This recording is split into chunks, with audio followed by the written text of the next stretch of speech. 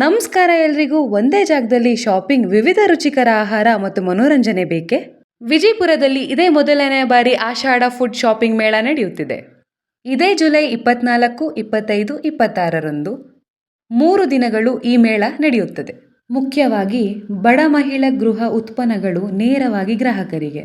ಇಲ್ಲಿ fashion and life style ಉತ್ಪನ್ನಗಳು, ಮನೆಗೆ ಬೇಕಾದ ವಸ್ತುಗಳು, decorative items, accessories and jewelleries, ಮಕ್ಕಳಿಗೆ ಬೇಕಾದ ಆಟಿಕೆ, ತಿಂಡಿ ಪೋತರಿಗೆ ರುಚಿಕರ ವಿವಿಧ ಆಹಾರ ಮಳಿಗೆಗಳು.